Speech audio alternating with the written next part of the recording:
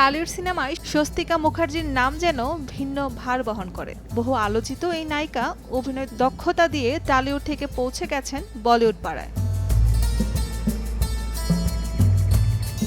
ব্যক্তিগত জীবনে এক কন্যার মা স্বস্তিকা রোববার মা দিবস উপলক্ষে বেশ কিছু প্রতীকী ছবি সোশ্যাল মিডিয়ায় পোস্ট করেছেন। মা হওয়ার পর মেয়েদের শরীরে যেসব পরিবর্তন আসে তা নিয়ে এবার খোলাখুলিভাবে কথা বলেছেন এই অভিনেত্রী।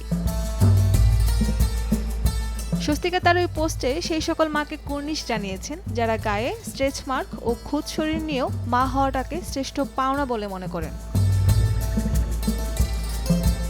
স্বস্তিকা তার পোস্টের শুরুতেই লিখেছেন, এক শিশুকে আমি আমার মধ্যে লালন করেছি।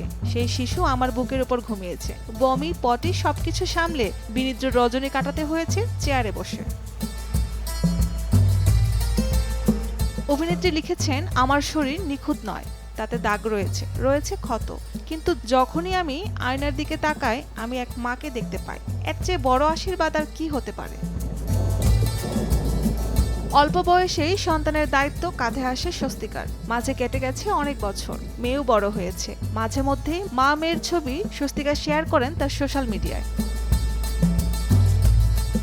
অভিনয়ে নাম লেখানোর আগেই বিখ্যাত রবীন্দ্রসঙ্গীত শিল্পী সাগর সেনের ছেলে প্রমিত সেনকে বিয়ে করেন স্বস্তিকা। বিয়ের 2 বছরের মাথায় বিচ্ছেদ হয় তাদের। এরপর আর বিয়ে করেননি স্বস্তিকা। বিচ্ছেদের পর মেয়েকে একাই মানুষ করেছেন এই অভিনেত্রী। মেয়ের সঙ্গে রয়েছে তার বন্ধুত্বপূর্ণ সম্পর্ক। মেয়ের কাছে স্বস্তিকাই তার মা এবং বাবা। ফারজানা স্মৃতি, সময় সংবাদ।